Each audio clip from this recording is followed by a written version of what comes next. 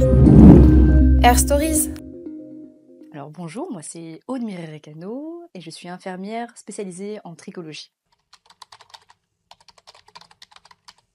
Mon parcours capillaire, c'était compliqué, hein, comme toutes les personnes de mon âge, donc les trentenaires, on s'est tous défrisé les cheveux, en tout cas beaucoup. Les produits aussi qui m'ont aidé, même quand j'avais les cheveux naturels, les premiers produits que j'ai trouvés, je vais citer Auchan, mais du coup c'est là où j'allais avec maman.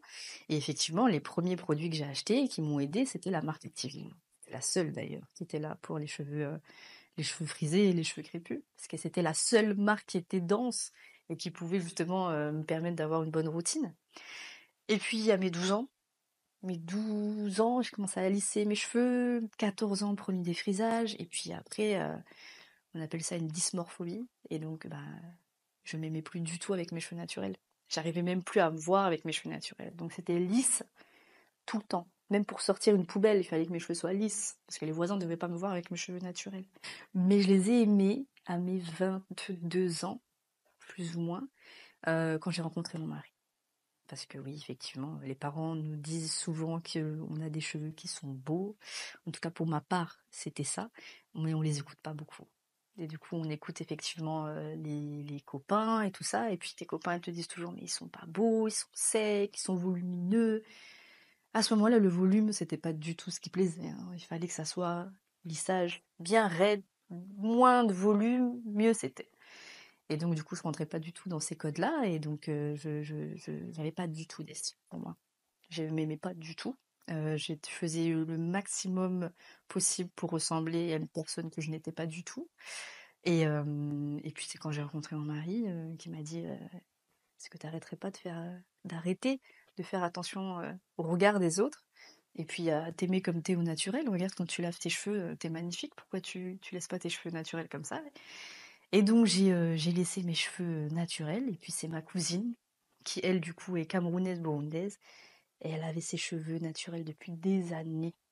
Quand tout le monde lui disait que c'était pas beau, elle était au naturel. Elle n'avait rien à faire. Et elle m'a dit rase tes cheveux.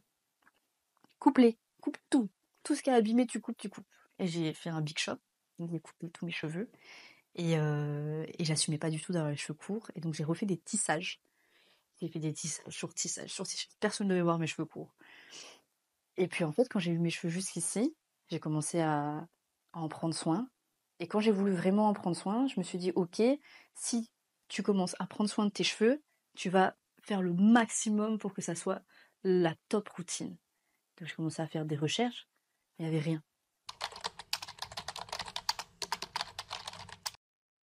Ah ouais, non, le Big Shop, c'est pas la magie, hein.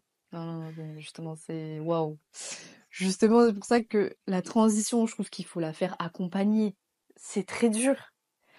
Alors, ce que les gens n'arrivent pas à comprendre aussi, c'est qu'il y a un gros, vous voyez, un peu comme l'anorexie ou la boulimie, etc., le fait de ne pas se voir comme on devrait se voir. C'est-à-dire que quand tu as lissé tes cheveux pendant des années, et quand tu te vois au miroir, et que tu as coupé tout ce qui était lisse, et que tu retrouves tes cheveux naturels, moi, la majorité des patients qui font ça avec moi, ils me détestent, hein, quand je coupe leurs cheveux. Ils me détestent. Parce que ils sont pas prêts. Ils sont pas prêts, ils se sont jamais vus comme ça depuis des années. J'ai des personnes qui ont lissé leurs cheveux depuis qu'ils ont 4 ans. Donc ils n'ont jamais vu leurs cheveux naturels. Quand tu vois ça, moi quand je me suis vue dans le miroir, j'ai fait mais qu'est-ce que j'ai fait? Ok, tissage. Tissage de main sèche. Et j'ai fermé mes cheveux, j'ai fait un tourniquet, hop, j'ai refait un tissage. Et je suis repartie avec des cheveux longs, mais tellement je n'avais pas l'habitude, même je ne savais pas comment soigner. Et c'est ça en fait, c'est qu'on n'est pas accompagné, qu'on n'a pas même un coiffeur qui nous accompagne dans ce processus, et ben on ne sait pas quoi faire.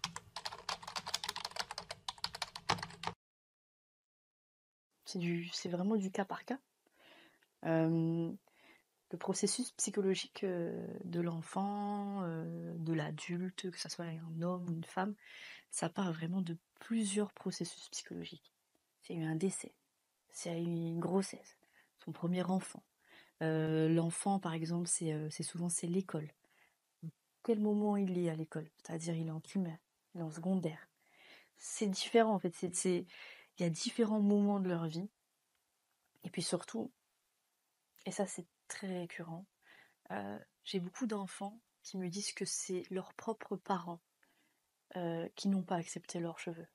Par exemple, quand elles vont laisser leurs cheveux naturels, c'est leur propre mère qui va leur dire j'aime pas tes cheveux en fait, ou t'es pas belle comme ça, on dirait une sorcière. Et ben ça déjà dénature totalement l'image que t'as de toi.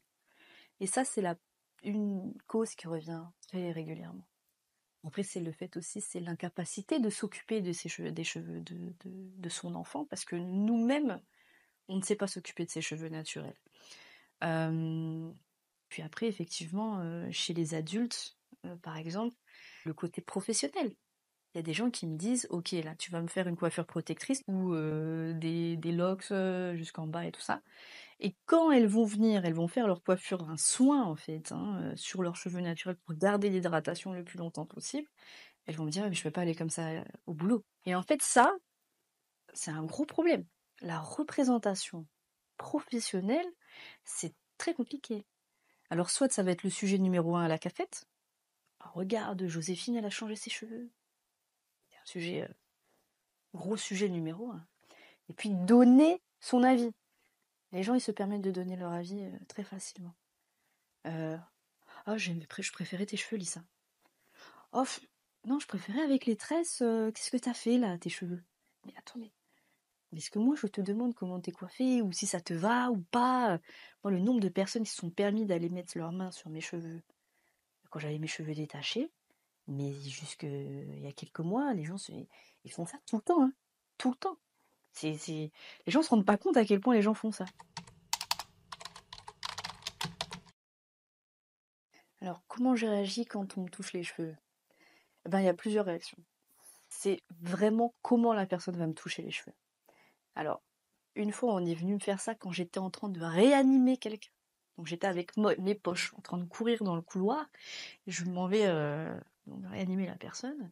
Et j'ai un pompier qui passe dans le couloir et il me prend, mais vraiment les cheveux, donc comme ça. Je lui ai foutu la perfusion dans la tête. Mais c'était dans l'action. C'est-à-dire que je cours, il me touche les cheveux, paf! C'est exactement pour moi la même chose si on m'avait touché les fesses. Quel moment tu viens, je cours en plus dans l'urgence, tu viens, tu touches mes cheveux. Ça m'a vraiment... ça m'a agacée, un petit peu. Et puis, une fois, j'étais avec les médecins, etc. Et puis, on a des gens qui viennent promouvoir leurs médicaments et trucs comme ça. Les délégués pharmaceutiques. Et puis, à la fin, la dame, comme ça, elle dit au revoir à tout le monde.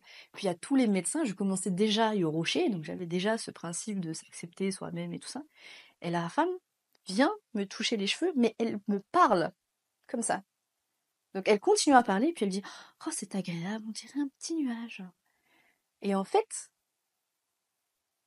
par rapport à la personne, j'arrive à analyser assez rapidement les situations. Je me dis, si je l'agresse, elle va se fermer.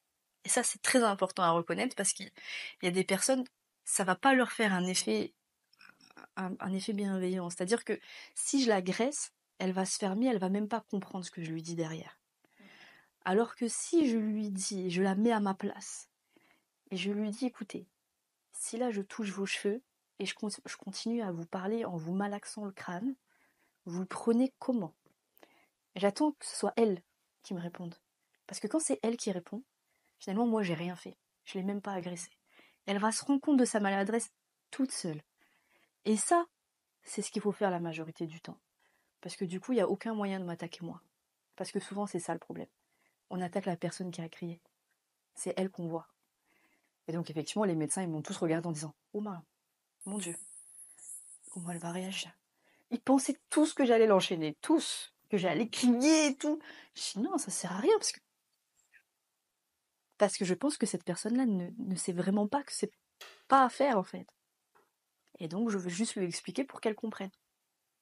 Donc, il y a vraiment deux. C'est du cas par cas. C'est vraiment du cas par cas. Si tu viens m'agresser et tu mets ta main sur ma tête, je vais t'agresser. Si tu viens tout doucement, et limite tu viens un peu avec curiosité, je vais t'expliquer que ça ne se fait pas. Donc, c'est vraiment deux points de mesure.